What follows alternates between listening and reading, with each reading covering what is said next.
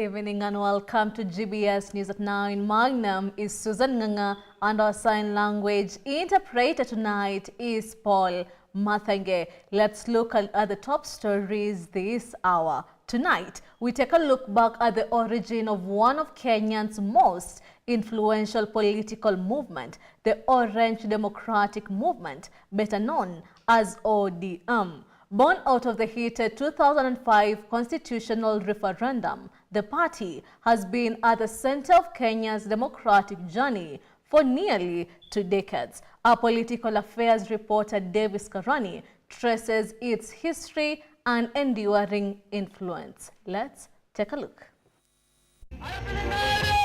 The year was 2005 and Kenya was at a political crossroad as the government of President Mwai Kibaki pushed for a new constitution, which was identified as Wako draft, but not everyone agreed with the proposed draft. A section of cabinet ministers and members of parliament, led by Raila Odinga, opposed it, rallying Kenyans to vote no, symbolized by the orange, while the yes side being symbolized by the banana, which saw the orange team winning with a huge landslide. Out of that victory, a new political force was born, the Orange Democratic Movement of Kenya. I knew for sure that the Orange Democratic Movement, or the orange symbol, or the orange sign of the constitutional contest, was going to transform themselves into a political movement.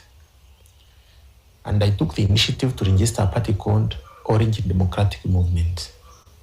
That party is a party in which Raila Amolo Odinga was the party leader. But then, at that time when I registered the party,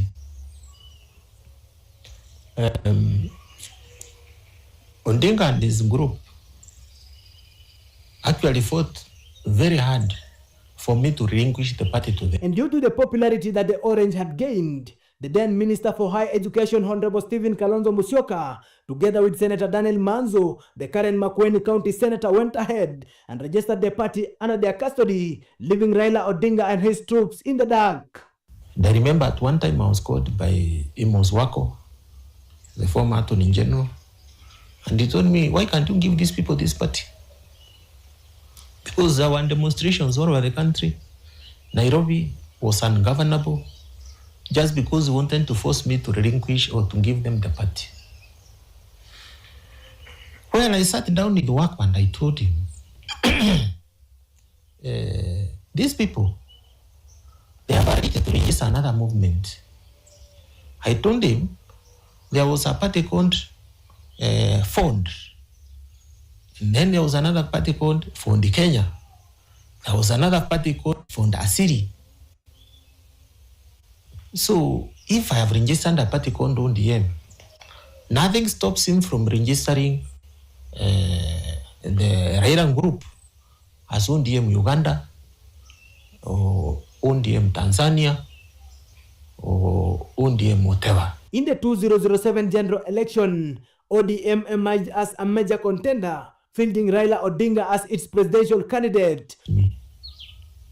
Isi Manyara, I'm sorry for having fought you so hard for registering ODM.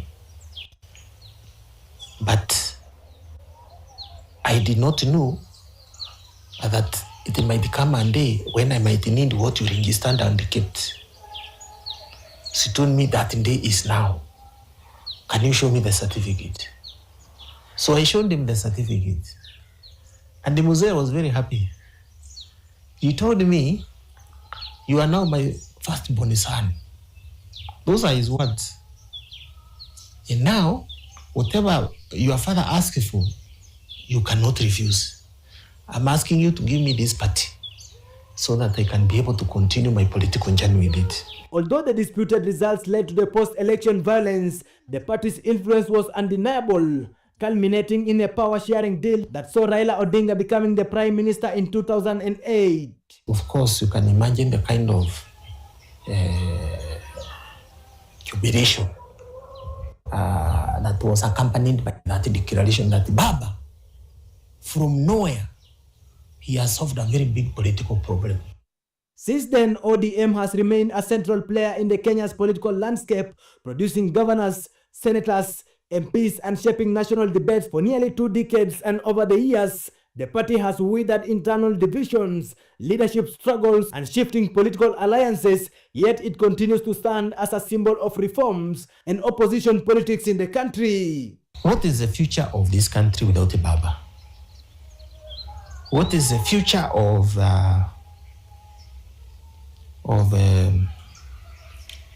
this party called ODM without a Baba? It is not easy for Baba to be replaced, like we have said, not by someone in the foreseeable future, and that person perhaps is not even born. Will it sustain the storms that are approaching towards it? It is a question that only time will tell. Davis Karani for GBS News, Nairobi. What a stellar report right there. And now, former Chief Justice David Maraga has issued a blistering critique of President William Ruto's administration, accusing it of betraying the ideals of the 2010 Constitution. Speaking at Nairobi's Pan-African Hotel, Maraga said the signing into law of 8 controversial bills marks what he calls a dangerous turning point for the country. Let's take a listen. Fellow Kenyans, in this period of pain, of sorrow, and of hurt, Former Chief Justice David Maraga, in a media rundown at the Pan-African Hotel, Nairobi, denounced the timing of the presidential assent of 8 laws, noting that it occurred at the very moment the nation of Kenya was grappling with the demise of the former Prime Minister Raila Amolo Odinga, which he described as insensitive and symbolic of the administration's contempt for the people's will. fellow Kenyans, at exactly the same time that the nation was grappling with the news of the demise of Right Honorable Odinga, President Ruto was in State House signing into law not 1 but 8 bills, some of which are quite draconian. What a shame that the president can be doing that when the rest of the country is mourning. According to Maraga, a careful review of the bills passed by the National Assembly revealed a pattern of betrayal by both the executive and the legislature. He cited amendments to the Computer Misuse and Cybercrimes Act as particularly troubling, arguing that they were designed to suppress dissent and curtail political freedoms.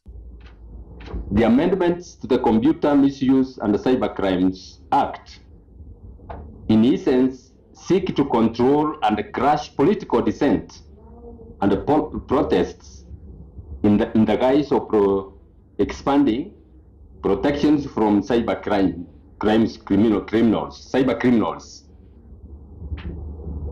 It is not lost to us that in June 2024, when Kenyan youth rose up against the finance bill, President Ruto labeled them criminals and terrorists. This expansion of the powers glaringly lacks provisions for sufficient judicial oversight. This is a direct affront to the rights to fair administration action and fair hearing enshrined in Articles 47 and 50 of our Constitution. He concluded with a warning to future appointees to state corporations under his envisioned leadership, saying those who will put in those parastatals when he becomes president should either make profit or get out. He also argued that the president's move exposed the government's disregard for constitutional principles. A trajectory that is a mockery of the ideals that Right Honorable Raila Odinga fought for. A mockery of the 2010 Constitution that we collectively fought to have and swore to protect and implement. Matthew Perez for GBS News. When will the Kenyan state... And now we shift the focus to what's currently happening in the counties, where Narok County Commissioner Kipkech Lotiatia is appealing to residents of Transmara to take advantage of the government's ongoing amnesty and surrender illegal firearms. He warned that those who fail to comply will face a crackdown once the grace period ends. Meanwhile, Governor Patrick Ntutu has assured residents that the county is working on a lasting solution to the Cheluget farm dispute in Sagamian ward. Paul M. Maina reports. Narok County Commissioner Kipkech Lotiatia has called on residents of Transmara to take advantage of the ongoing government amnesty period to surrender illegally owned firearms before the grace period lapses. Lotiatia cautioned that possession of illegal weapon poses a serious threat to peace and security, particularly in areas prone in inter-community clashes. Kunao amnesty ambao tumeeleza watu ambao wanamiliki bunduki haramu kule aswa Transmara mpaka Transmara na kule Migoro Kuria. Tumekuwa na shida wizi ya ng'ombe kimapafu ambao watu wanatumia silaha haramu, bunduki ambao ni haramu, na serikali imewapa siku machache na hiyo siku nafikiri wiki limepita kurudisha hiyo bunduki haramu, amnesty ya kurudisha bila condition yote unarejesha. He warned that once the amnesty period ends, the government will intensify security operations to recover the weapons, and those found in possession will face prosecution. The county commissioner emphasized that the exercise is voluntary and residents are encouraged to return the firearms without fear of victimization. Na kama utarejesha, operation inakuja hivi karibuni. Kwa hivyo naeleza ya wale wanamiliki bunduki haramu kila mahali mpate hiyo habari kwamba hatutakubali mambo ya tena kula watu kuibana na kuuana kwa sababu wako na silaha ambayo inahatarisha maisha wa Kenya. Narok County Governor Patrick Ntutu confirmed that over 13,000 squatters will be settled on the land they currently occupy after successful talks with the Cheluget family. The county leader spoke during Mashujaa Day celebration at Sugo Secondary School grounds in Narok South. Tayari tumeongea na familia ya marehemu Cheluget wakiongozwa na Nasi Kirui na wale mandugu zake. Tulizungumza na tukakubaliana ya kwamba serikali itanunua hiyo shamba ili tu settle wale watu ambao wako kwa hiyo shamba. Hatutakuja kukata tena shamba upya. Wewe ukishalipa the Cheluget farm, the Cheluget family pesa yao, sisi tunakuja na survey zetu. Kila mtu ambaye anaishi ile ardhi tunahakikisha kwamba kila mtu amepata pisi yake. Reporting for GBS TV, I'm Paul M. Maina. And to more county news, in Kirinyaga County, Commissioner Hussein Alaso is urging young people to show up in large numbers for the upcoming Kenya Defence Forces recruitment, assuring them that the process will be transparent and strictly merit-based. Let's take a listen. Kirinyaga County Commissioner Hussein Alaso has called on young people to take advantage of the upcoming Kenya Defence Forces recruitment exercise, assuring them that the government will ensure transparency throughout the process. Nimesikia kijana youth ameongea, amesema jeshi kiandikwa ama polisi wakiandikwa vijana wajitokeze, si ndio? Vijana wajitokeze wajaribu bahati yao. Serikali inaangalia sana. Serikali itahakikisha kwamba hakuna ufisadi katika recruitment. Serikali itahakikisha kwamba recruitment is done in a transparent manner. Wale ambao wamehitimu, wale ambao wamequalify ndio watafanya nini? Watachukuliwa. Kwa hivyo vijana wajitokeze. The county commissioner further revealed that 157 university graduates with construction-related skills were recently absorbed into the government affordable housing project following interviews conducted in the county. Na juzi hapa nimeweza kufanya wiki iliyopita interview ya vijana 157 wale ambao serikali, vijana wale ambao wamefanya kazi ya kazi ya ujenzi, wale wanasoma university na hawana kazi. Serikali imewachukua karibu 150 of them na wamekuwa attached, watakuwa attached kwa hizo affordable housing ambazo zinajengwa. Tumefanya interviews na watapewa kazi. He also issued a stern warning to reckless miraa drivers using the Embu Makutano highway. Tunaelewana? Hii barabara yetu ya Embu Makutano unajua imekuwa na mara mingi ajali, si ndio? Ajali ambayo sana sana inasababishwa na gari ya miraa. Na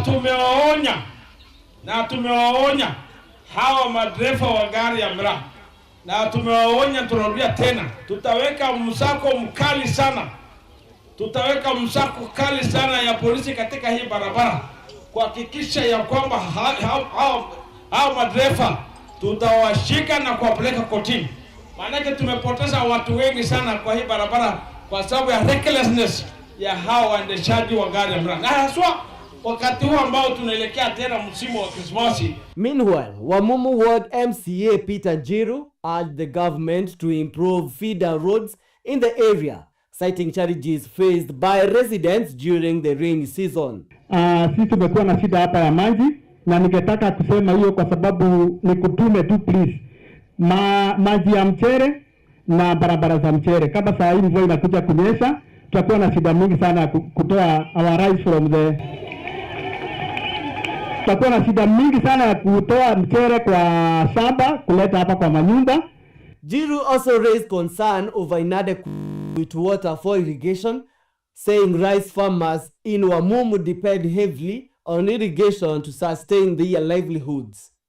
Hiyo kitu kingine, maji zile damu litengenezwa na bado naona watu wangu bado wanateseka kwa maji ya mchere. So please, abia NIA wajue venye watapanga maji kwa sababu watu wangu ni mchere inawafanyanga waishi. Kama si mchere hatuwezi somesha, hatuwezi fanya anything. Reporting for GBS TV, I'm Paul M. Minor.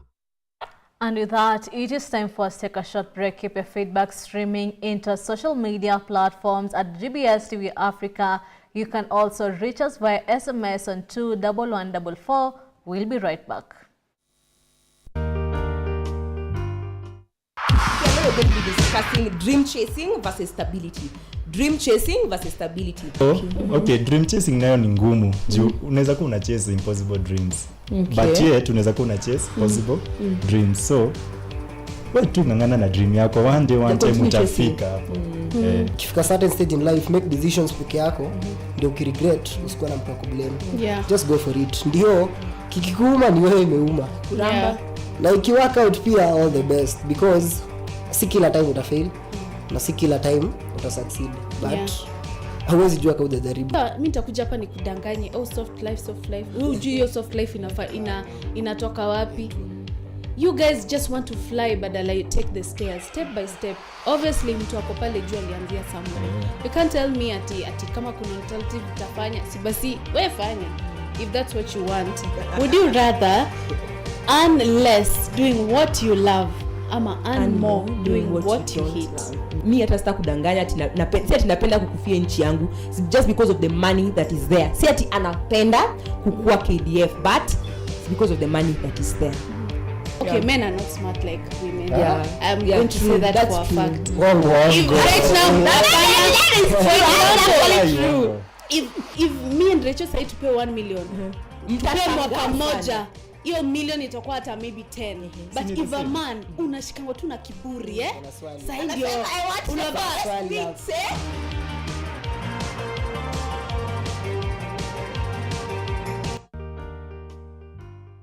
What's the best thing about being the best thing is that you can make something for yourself. May I just say that? Like, you can just let your mind be creative. You're not limiting it, and you create something, and every time I make something, I just look at it and I'm like, wow. Only meaning we should even know. I just be like that. Yes. And what do you think is required for someone to make it in the fashion industry? So umekuja na mapochopocho. You've come with like really amazing things. Utatuanzia na anza from the front ukikuja to the back. Okay. That is something when you look at it like this, Yeah. you'll have to sit down and figure it out. Yeah. Like, how did this person make this wallet? You Yeah. see, this is art. You can also create yarn from like t-shirts. Yes.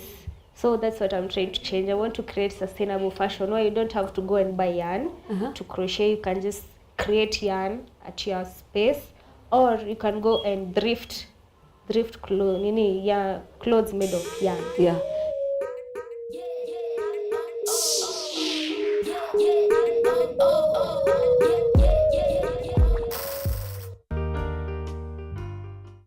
Hi kids, welcome to Kids Mind, where we learn, we laugh, and we explore.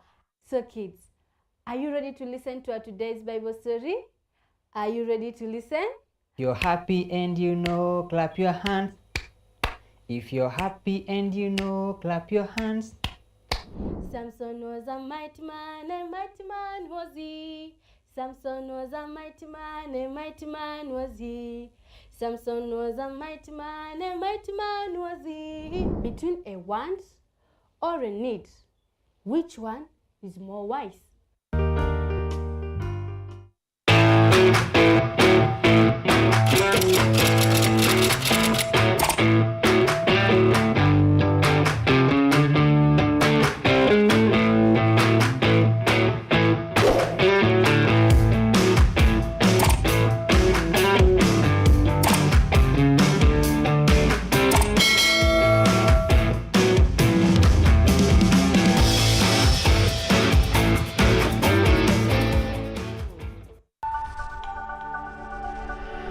Everywhere, GBS.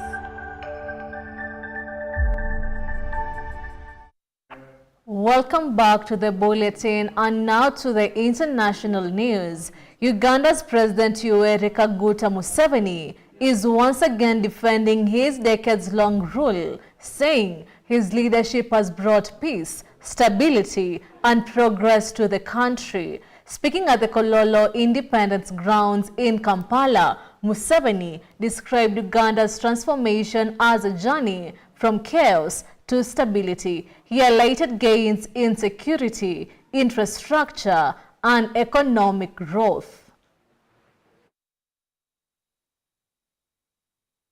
People don't know that part of the instability of Uganda was caused by this. In the 1962-61 elections, there were no elections. It was just cheating by UPC and Kabaka Yeka. So in 1980, when we kicked Amin out, we tried to reform this. UPC was not interested.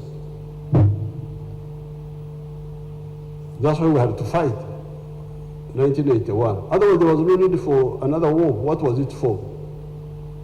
But they were not listening.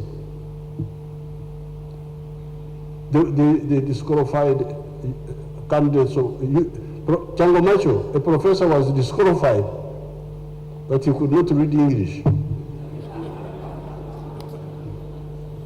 The social media apparatus has been saying that Museveni is dead. So the security service needs also to solve that problem. I need to check with them. It's always a pleasure listening to that man. And now, from the euphoria of independence to the pain of renewed conflict, South Sudan's path to peace remains uncertain.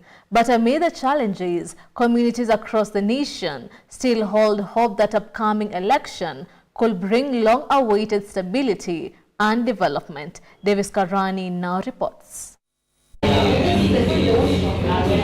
As South Sudan edges closer to the next democratic chapter, the country's youth are finding their voices and stepping into the spotlight, informed, inspired, and ready to lead.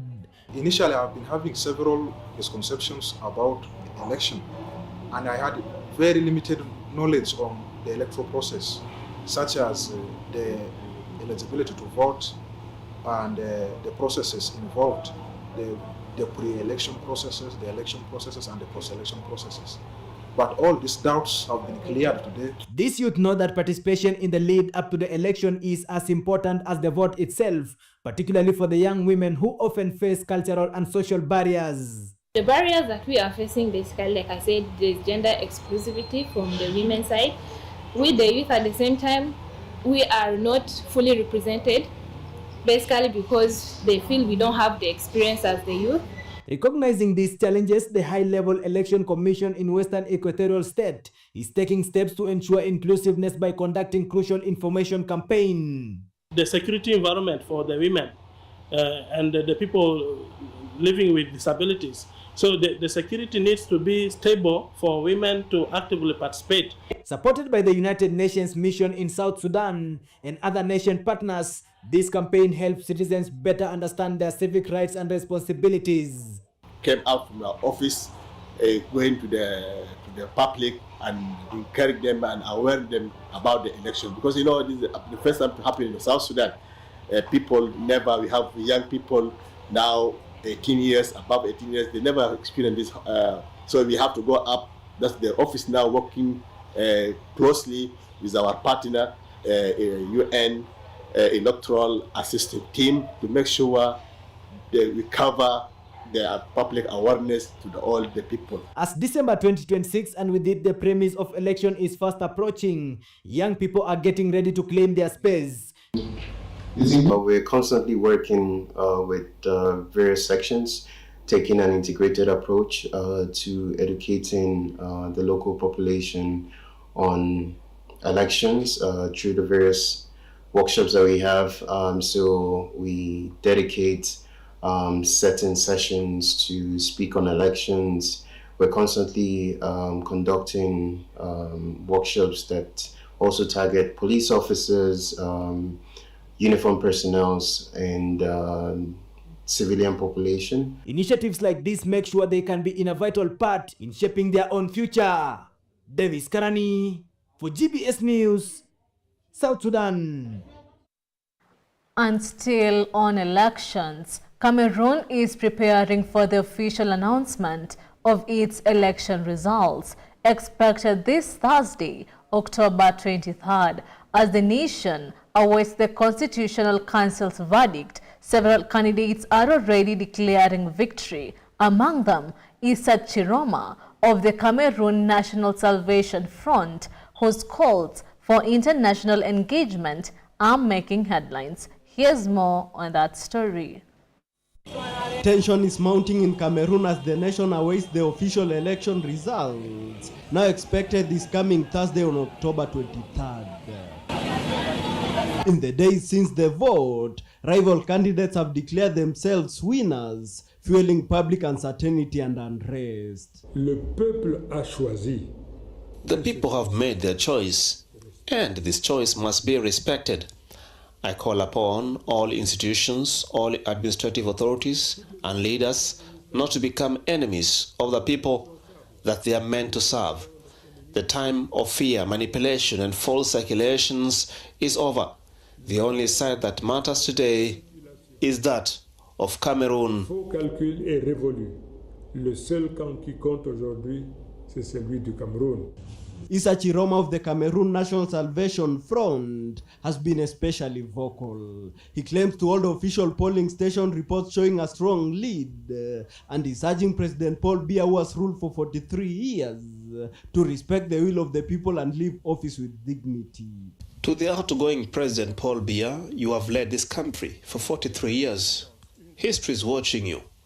You still have one chance and only one.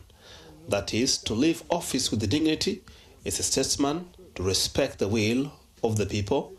Do not end your reign with such blatant fraud. Fraude aussi flagrante. Chiroma owns that electoral fraud would only tarnish Biya's long legacy. Chiroma has also appealed to neighboring countries and the international community, including the African Union, United Nations, and key allies like France and the United States to speak out. He says their voices could be vital in protecting peace and democracy, as Cameroon stands at a critical turning point. Nos pays frontaliers, notamment le Nigeria. To our neighboring countries, particularly Nigeria and Chad, to the African Union, to the European Union, United Nations, France, to the United States, to all international partner countries. Tous les pays partenaires internationaux. Do not remain silent. Your silence condones dictatorship. Votre silence Your voice can protect peace. Votre voix peut protéger la paix. With the nation standing at crossroads, all eyes now turn to Thursday's announcement and the path it will set for Cameroon's future. Elvis Muyodi, GBS News. Well, it is time for us to take a short break. Keep your feedback streaming into our social media platforms at GBS TV Africa. And don't forget, the SMS line is always 21144. We'll be right back. The boy was growing normal, because the normal is what we should get back into. What is happening now is the abnormal. And that is not happening today, because there is a place for fatherhood that is lacking in our day. Maybe that's Wow. My name is Dr. Peter Mureithi Elisha, PM. Walk the talk, mentors, and you parents. How do you explain to your daughter who finds that you bring a man to the house when their father is not there? How will she behave? Kissy monkey do. Yes. Today in our nation, the girl is quite empowered. Even if you go around and watch around, you will hear Girl Child Empowerment Project.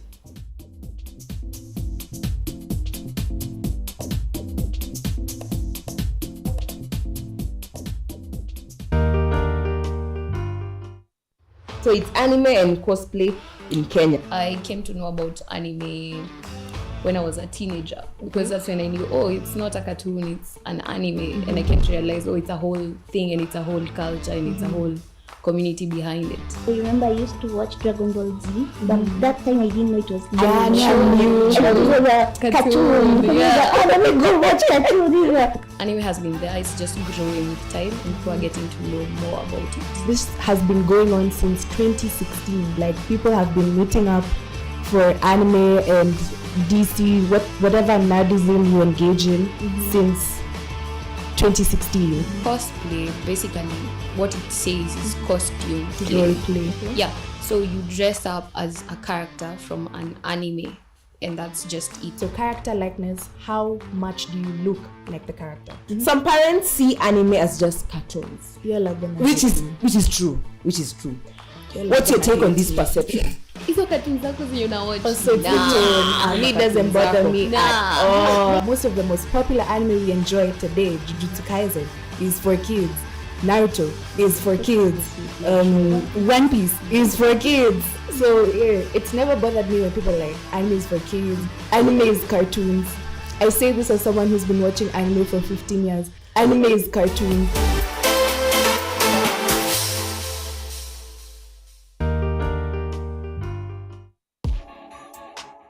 I will host the most Irene Jugena. SK the DJ hapa aka the Mix Wizard. Nataka kurap, Nataka kuimba, nataka kudance. Give me a chance, mini dreamer. You're a COVID baby. COVID will give birth to you. Yo lockdown kukaa ndani na my thoughts kulock in.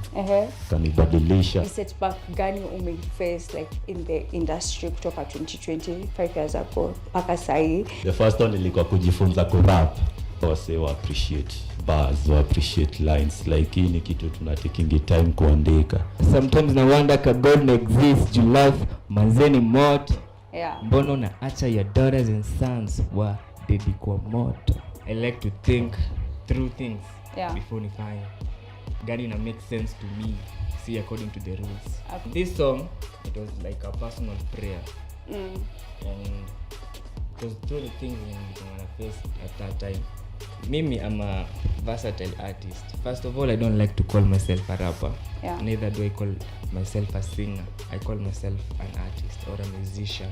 Napenda ku try out new things just to bring up kale ka vibe yenye unaweza sikiza, unaweza bambika na bado unaweza pata kitu from the song.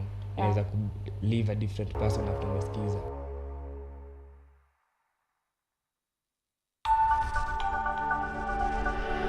Everywhere, GBS. Welcome back to the bulletin and to developing news in the Middle East. U.S. envoys have met Israeli Prime Minister Benjamin Netanyahu in a bid to get the fragile Gaza ceasefire plan back on track. The talks comes after a weekend of renewed violence that threatened to unravel the week-old truce. Let's take a look.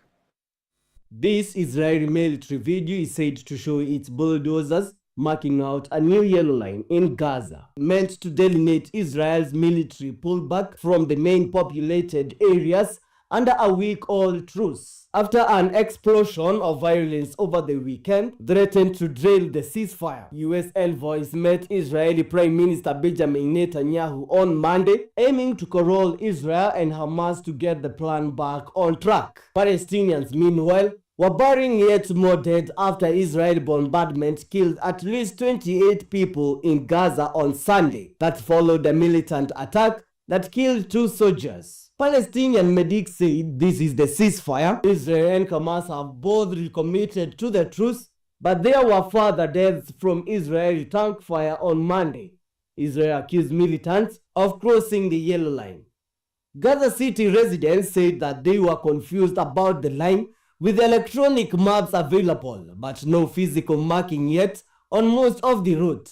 The U.S. envoy Steve Witkoff and Trump's son-in-law Jared Kushner were expected to try to shore up the truce, then start talks on the next, more difficult phase of the 20-step plan. But with even the first phase shaky, it is far clear whether the U.S. will be able to pressure the two sides to end the conflict. The flurry of U.S. diplomacy, also including talks with Hamas and Egypt, shows how important the ceasefire is to U.S. President Donald Trump, with last week proclaimed the historic dawn of a new Middle East. Israel is unlikely to publicize any progress in the talks until remains of more hostages are returned. With the truce still uncertain, Gaza residents like Hala Obaid fear more violence. We sleep in fear under bombardment with rockets above us and bombing 24 hours a day here. Just so you know, we're not done yet with the war in this area. Reporting for GBS TV, I'm Paul Minor. And still to matters Middle East, the United Nations humanitarian chief, Tom Fletcher, has wrapped up his visit to the Gaza Strip. He toured a UNICEF nutrition center and a pediatric hospital in Gaza City, both struggling to cope with growing humanitarian needs. Fletcher also visited a community kitchen in Deir al-Balah that serves 50,000 hot meals a day with plans to expand further. Let's take a listen. The United Nations top humanitarian official, Tom Fletcher, has wrapped up a 2-day mission to Gaza as the enclave grapples with deepening humanitarian needs following weeks of intense conflict. In Gaza City, Fletcher visited a UNICEF-supported nutrition center working to combat rising malnutrition among children. Aid workers there are racing to reach the most vulnerable as food insecurity continues to grow. Further south, in Deir al-Balah, World Central Kitchen is producing over 50,000 hot meals daily, a lifeline for family displaced by violence. Including 2 very full days in Gaza, heavy days. The scale of the damage, whole areas flattened, pulverized, whole towns made into a wasteland. And we have a massive task ahead of us, but the people of Gaza are not overwhelmed, and we will not be overwhelmed by what lies ahead of us. We are scaling up the food delivery to try and reach 1 million meals a day. We will get hundreds of thousands of kids back into school. We will reopen the clinics and the health centers that I visited today. We will get thousands of tents in for winter. We will get thousands of trucks on the road every week. We will do this. We must do this. At the patient-friendly hospital, a pediatric facility, doctors say they lack everything from basic supplies to staff. What do you need? What we need here, we need the space, we need the stuff, we need materials, we need everything. In the northern neighborhood of Sheikh Radwan, Fletcher met residents like Zahira, now homeless, her house reduced to rubble. The United Nations says it is scaling up aid operation, aiming to deliver 1 million meals a day, reopen schools and clinics, and bring in vital shelter supplies before winter. But it needs growing day by day. Officials warn that only sustained international support can prevent further catastrophe. Susan Nganga, GBS News. And in Paris, former French President Nicolas Sarkozy is said to make history as the first former leader in living memory to serve a prison sentence. He begins a 5-year term at La Santé prison on Tuesday after being convicted of criminal conspiracy linked to his 2007 election campaign. Financing Sarkozy continues to maintain his innocence. Mati Perez has more.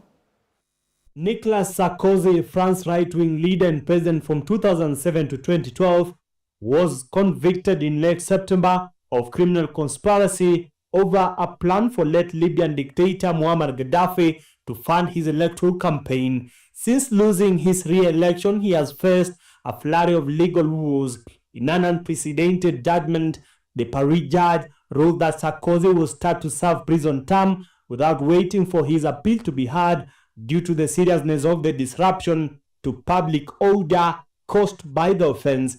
Sarkozy expects to be held in solitary confinement in La Santé prison in Paris. However, another possibility is that he will be held in the prison section for vulnerable inmates, colloquially known as the VIP section. The prison, which was since inaugurated in 1867, has been fully renovated in recent years. Sarkozy, who last week visited President Emmanuel Macron at the Elysee Palace just days before starting his prison sentence, has been convicted in 2 separate trials and was forced to wear an electric ankle tag, which was removed after several months in May. In the so-called Libyan case, prosecutors argued that aides acting in Sarkozy's name struck a deal with Gaddafi in 2005 to illegally fund his victorious presidential election bid. Investigators believe that in return, Gaddafi was promised help to restore his international image after Tripoli was blamed for the 1988 bombing of a passenger jet over Lockerbie in Scotland and another over Niger in 1989, killing hundreds of passengers. Sarkozy, who still enjoys some popularity on the French right, was acquitted on charges of embezzling Libyan public funds, passive corruption, and illicit financing of an electoral campaign, but was found guilty of criminal conspiracy. His lawyers are expected to immediately file a motion for his release. Matthew Perez for GBS News. We'll keep you more updated on that report as it continues to develop. And we have come to the end of the news bulletin. It's always a pleasure having you on board. Let's do this again next time, same channel, same time. My name is Susan Nganga and our sign language interpreter tonight has been Paul Mathenge. Have a good night.